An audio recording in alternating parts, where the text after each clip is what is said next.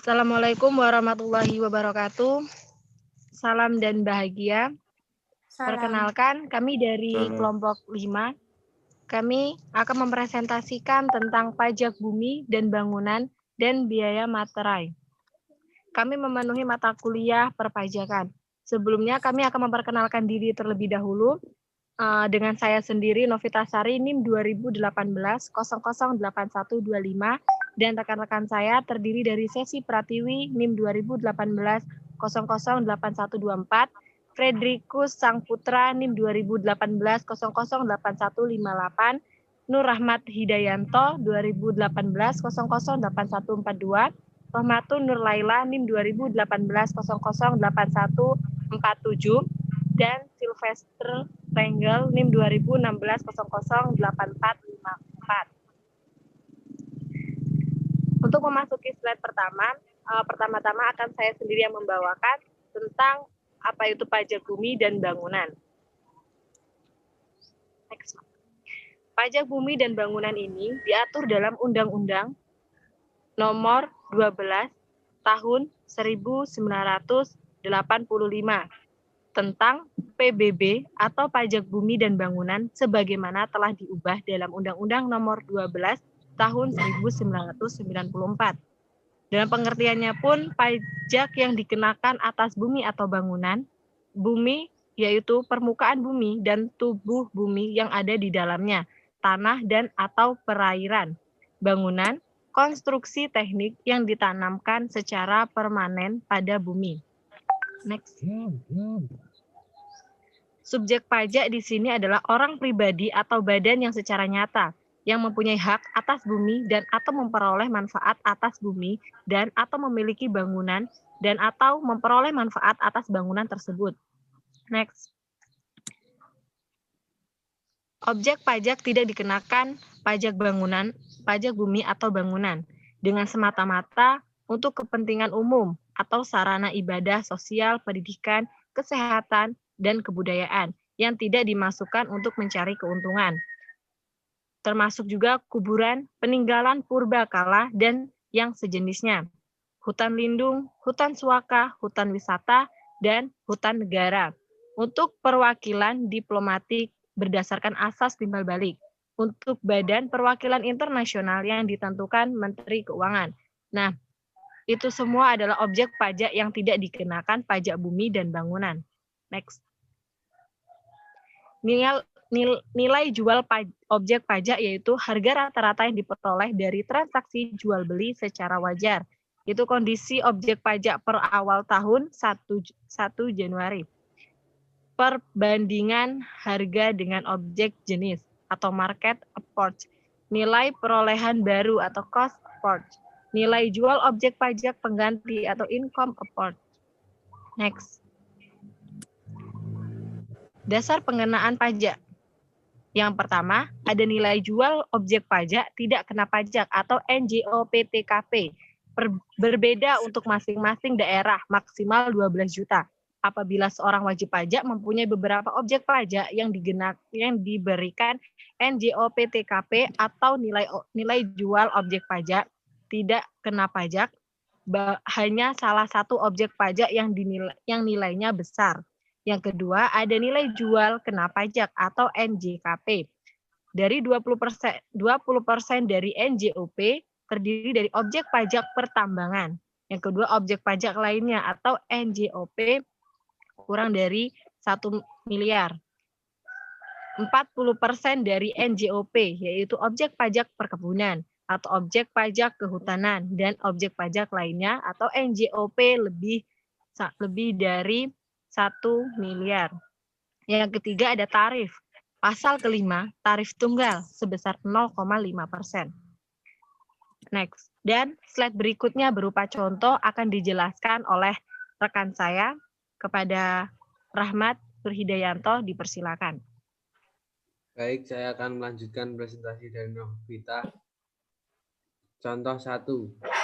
Kasno selain memiliki bidang tanah dan bangunan juga memiliki sawah yang NJOP-nya sebesar 250 juta.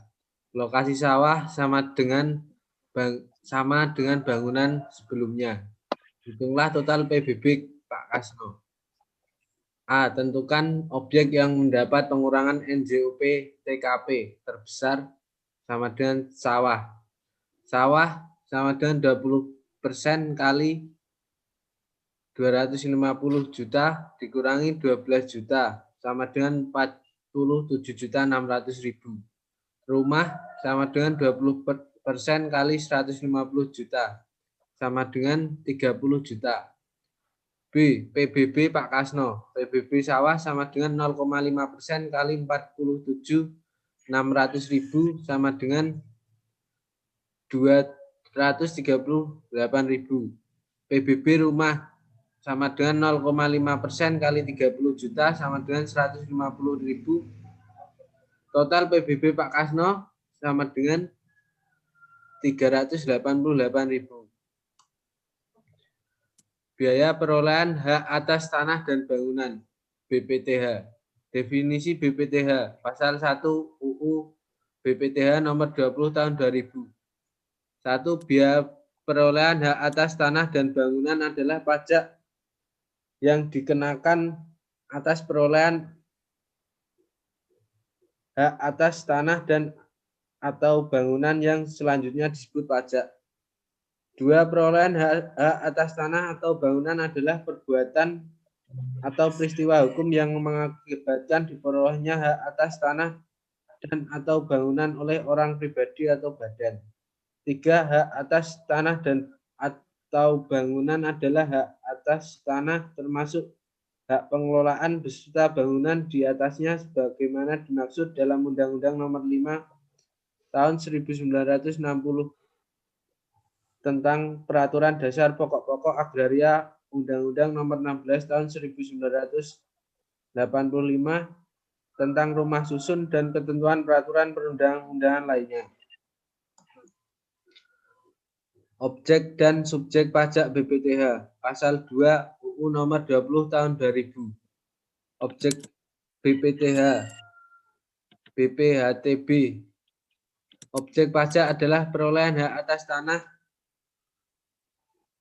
dan bangunan. 1. Pemindahan hak karena jual beli, tukar menukar, hibah wasiat, waris. 2. Pemasukan dalam perseroan atau badan hukum lainnya. 3. Pemisahan hak yang menyebabkan peralihan. 4.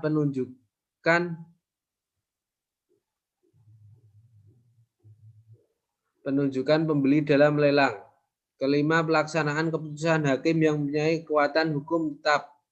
6. Penggabungan usaha, peluburan usaha, pemekaran usaha, hadiah. 2. Pemberian hak baru karena kelanjutan pelepasan hak.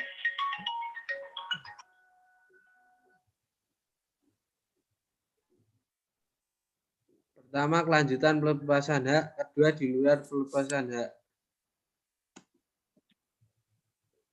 Jenis-jenis hak atas tanah yang perolehannya haknya dikenakan BPHTB. 1. Hak milik. 2. Hak guna usaha. 3. Hak guna bangunan. 4. Hak pakai. 5. Hak milik atas satuan rumah susun. 6. Hak pengelolaan. Pasal 2 ayat 3 UU Nomor 20 Tahun 2000. Pengecualian objek yang tidak dikenakan BPHTB. 1. Perwakilan diplomatik, konsulat berdasarkan perlakuan timbul.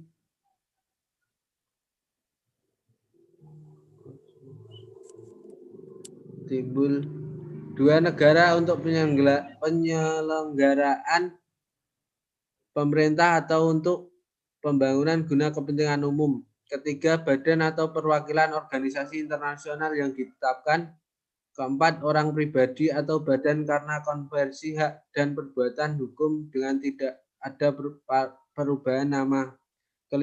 Karena wakaf. 6. Digunakan untuk kepentingan ibadah. Subjek biaya perolehan hak atas tanah dan bangunan. Itu orang pribadi atau badan yang memperoleh hak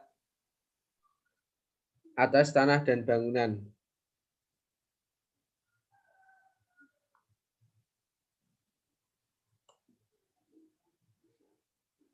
Selanjutnya, tarif dasar pengenaan dan cara perhitungan pajak.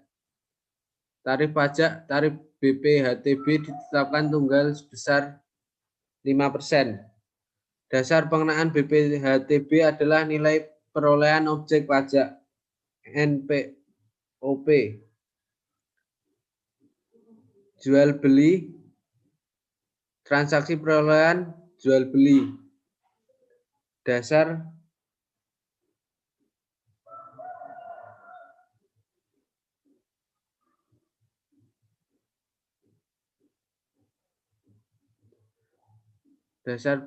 produksi harga transaksi. B. Tukar menukar harga pasar.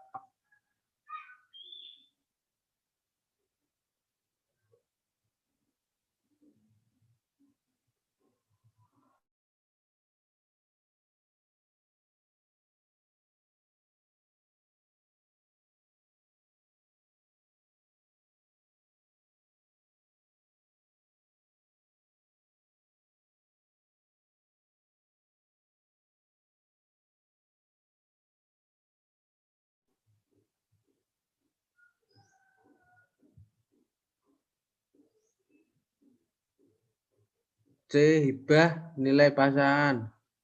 D. Hibah wasiat. Selanjutnya akan dilanjutkan oleh teman saya.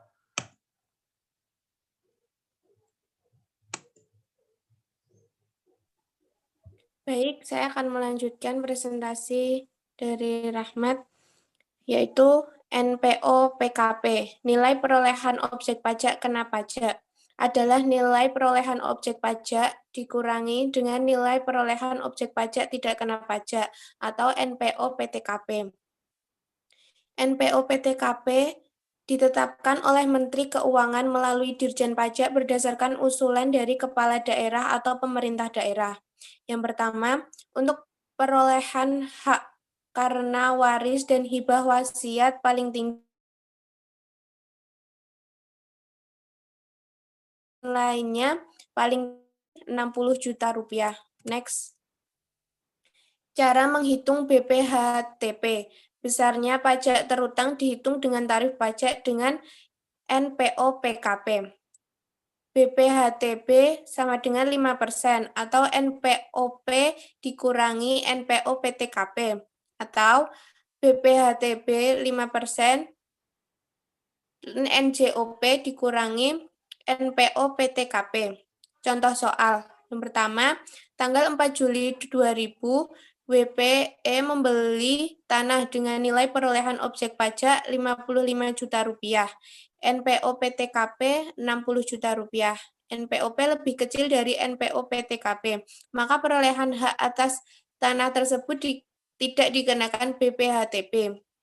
Contoh soal yang kedua, pada tanggal 17 Agustus tahun 2000 membeli tanah dengan NPOP 80 juta rupiah, NPO PTKP 60 juta rupiah, NPO PKP 20 juta rupiah.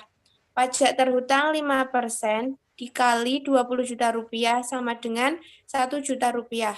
Next. Pengurangan BPHTB diatur dalam pasal 20 Undang-Undang BPHTB SK Menku nomor 87 KMK 03 tahun 2002 dan SK Dirjen Pajak nomor 221 PC 2000 di mana WP dalam mengajukan keberatan dalam hal yang pertama kondisi tertentu WP yang berkaitan dengan objek pajak yaitu WP pribadi memperoleh hak baru melalui program pemerintah di bidang pertahanan dan tidak mempunyai kemampuan ekonomis. Pengurangannya 75%. WP pribadi menerima hibah dari keluarga saudara 1 derajat ke bawah, 1 derajat ke atas, pengurangan 50%.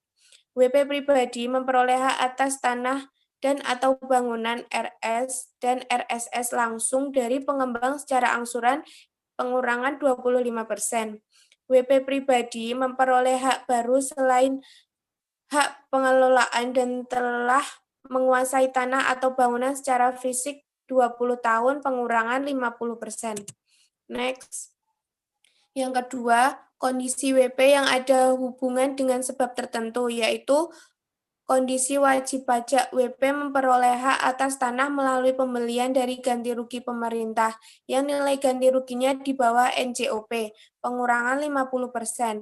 WP memperoleh hak atas tanah sebagai penggantian dari tanah yang dibebaskan oleh pemerintah, pengurangan 50%. WP memperoleh hak atas objek pajak yang tidak berfungsi lagi karena bencana alam dalam waktu 3 bulan setelah akta, pengurangan 50%. WP pribadi, veteran, PNS, TNI, Polri, pensiunan, purnawirawan, janda atau duda yang memperoleh hak atas rumah dinasnya, pengurangan 75%. WP badan yang terkena dampak krisis ekonomi sehingga harus melakukan restrukturisasi usaha dan atau hutang usaha, pengurangan 75%. WP badan yang melakukan merger dan disetujui oleh Dirjen Pajak, pengurangan 50%. Tanah dan atau bangunan Bank Eksim, BBD, Bapindo, BDN sehubungan dengan pembentukan Bank Mandiri, pengurangan 100%. Yang ketiga, tanah dan atau bangunan untuk kepentingan sosial pendidikan yang semata-mata tidak mencari keuntungan diberi pengurangan 50%. Next, pembagian penerimaan BPHTB. Yang 20% dibagi kembali setelah dikurangi biaya administrasi 20%, restitusi tahun yang lalu, imbalan bunga tahun yang lalu. Lalu yang 80% dipotong oleh daerah, dibagi ke Dati 1 dan ke Dati 2. Dati 1 20% kali 80% sama dengan 16%. Dan yang Dati 2, 80% dikali 80% sama dengan 64%. Next. Slide selanjutnya adalah bea materai. Next. Bea materai pasal 1 ayat 1 Undang-Undang Nomor 13 Tahun 1985. Pajak atas dokumen yang dipakai oleh masyarakat dalam lalu lintas hukum seperti dimaksud dalam pasal 1 ayat 2 huruf A Undang-Undang Nomor 13 Tahun 1945, pasal 1 PP Nomor 24 Tahun 2000. Next. Pengertian. Dokumen adalah kertas yang berisikan tulisan yang mengandung arti dan maksud tentang perbuatan, keadaan, atau kenyataan bagi seseorang dan atau pihak-pihak yang berkepentingan. Benda materai adalah materai tempel dan kertas materai yang dikeluarkan oleh pemerintah Republik Indonesia. Slide selanjutnya akan dijelaskan oleh teman saya.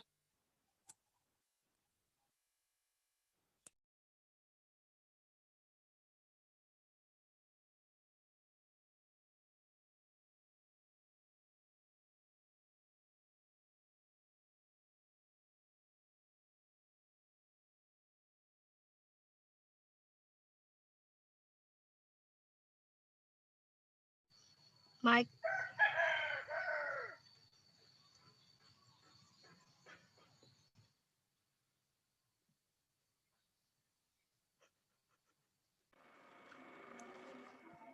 Selanjutnya adalah objek, tarif, dan yang terutang bea materai. Pasal 2 Undang-Undang Nomor 13 Tahun 1985, PP Nomor 24 Tahun 2000. Yang pertama adalah surat perjanjian dan surat-surat lainnya, surat kuasa, surat hibah, surat pernyataan yang dibuat dengan tujuan untuk digunakan sebagai alat pembuktian mengenai perbuatan, kenyataan, atau keadaan yang bersifat perdata. Yaitu 6.000. Selanjutnya adalah akta yang dibuat PPAT termasuk rangkap-rangkapnya. Yang ketiga adalah akta notaris termasuk salinannya. Selanjutnya, RP 6.000, yaitu surat yang memuat jumlah uang lebih dari 1 juta rupiah atau harga nominal yang dinyatakan dalam mata uang asing. Yang pertama yang menyebutkan penerimaan uang, yang kedua yang menyatakan pembukuan uang atau penyimpanan uang dalam rekening di bank. Yang ketiga yang berisi pengakuan bahwa utang uang seluruhnya atau sebagai telah dilunasi atau diperhitungkan. Yang selanjutnya adalah yang berisi pemberitahuan saldo rekening di bank. Next. Surat yang memuat jumlah uang dengan harga nominal lebih dari 250.000 tetapi tidak lebih dari 1 juta adalah 3.000. Surat yang memuat jumlah uang dengan nominal tidak lebih dari 250.000 dihitung tidak terutang. Next. Surat berharga seperti wesel, proms, dan accept yang harga nominalnya lebih dari 1 juta adalah 6.000. Surat berharga seperti wesel, proms, dan accept yang harga nominalnya lebih dari 250 tetapi tidak lebih dari 1 juta yaitu 3.000. Surat berharga seperti wesel, proms, dan accept yang harga nominalnya tidak lebih dari 250.000 dihitung tidak terutang. Next. Efek dengan nama dan dalam bentuk apapun sepanjang harga nominalnya lebih dari 1 juta adalah 6.000. Efek dengan nama dan dalam bentuk apapun sepanjang harga nominalnya lebih dari 250 tetapi tidak lebih dari 1 juta yaitu 3.000. Efek dengan nama dan dalam bentuk apapun sepanjang harga nominal tidak lebih dari 250 yaitu tidak terutang.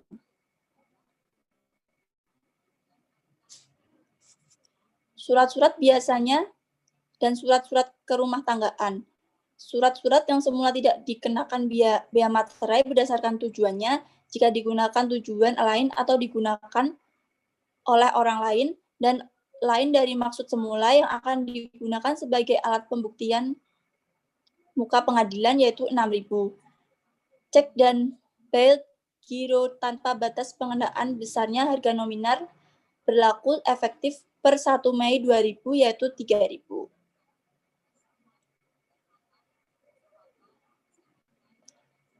Bukan objek atau tidak dikenakan bea materai. Dokumen yang berupa 1. Surat penyimpanan barang. Konsemen, surat angkutan penumpang dan barang. Bukti untuk pengiriman dan penerimaan barang. Surat pengiriman barang untuk dijual atas tanggungan pengirim, dan sebagainya.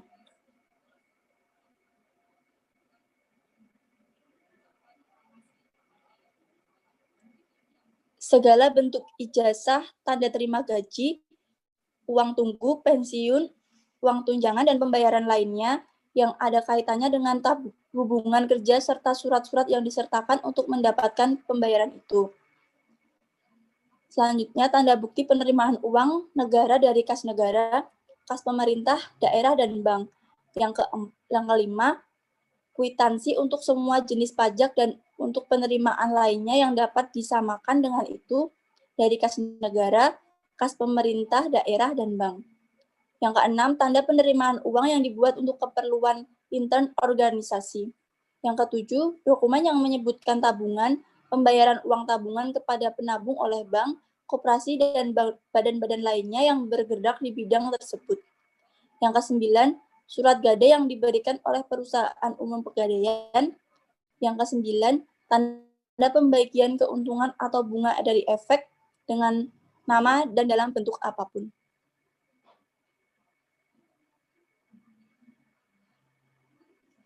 Cara pelunasan materai tempel. Materai tempel direkatkan di seluruh dengan utuh dan tidak rusak di atas dokumen yang dikenakan bea materai. Materai tempel direkatkan di tempat di mana tanda tangan akan dibubuhkan. Kertas materai. Dokumen ditulis di atas kertas materai. Kertas materai hanya bisa digunakan sekali.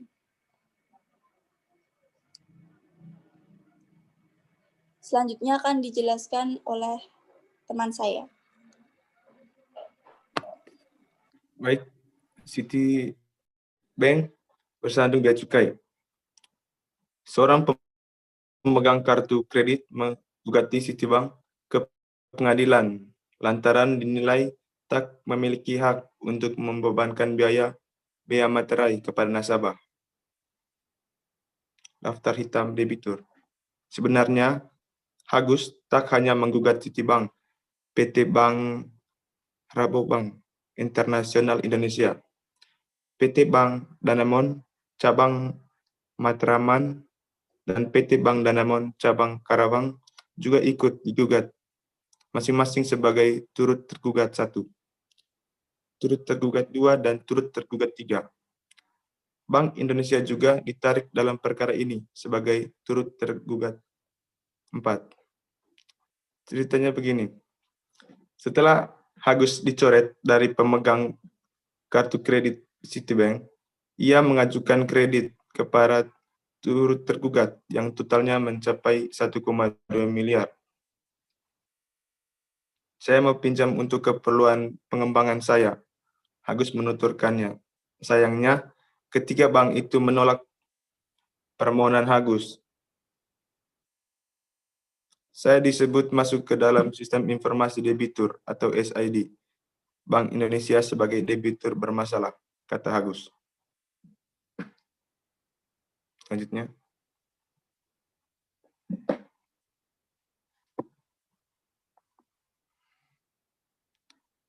Selidik punya selidik, Agus mendapatkan informasi bahwa kasus bea materai dengan Citibank menjadi penyebabnya.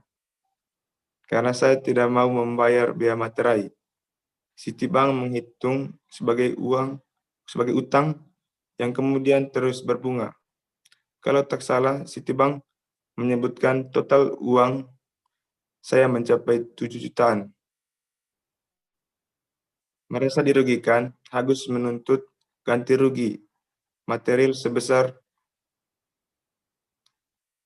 1.200.384.000 rupiah kepada Citibank.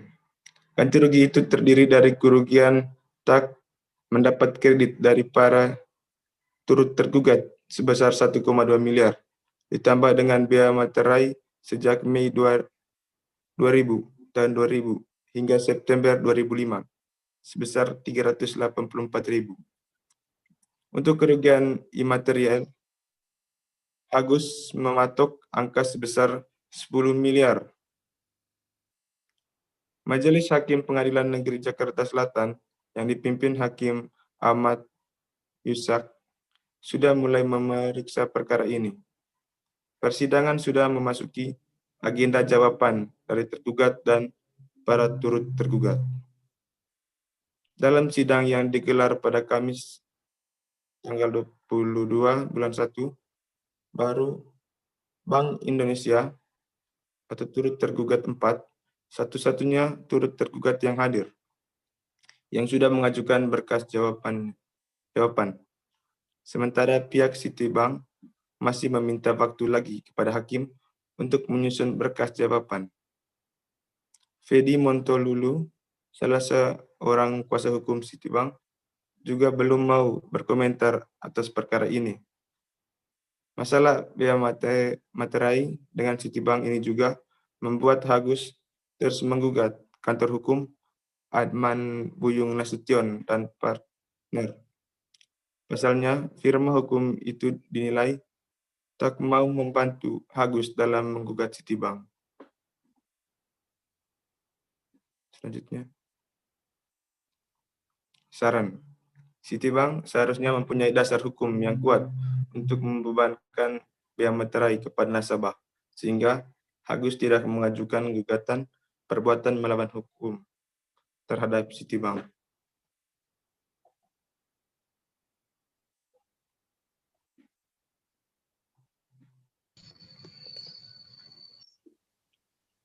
Baiklah, itu tadi presentasi dari kelompok kami mengenai materi tentang PBB dan biaya materai.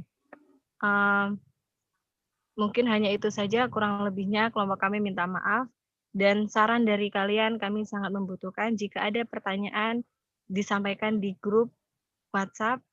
Kami akhiri. Wabillahi taufiq wal hidayah. Wassalamualaikum warahmatullahi wabarakatuh. Salam dan bahagia. Salam.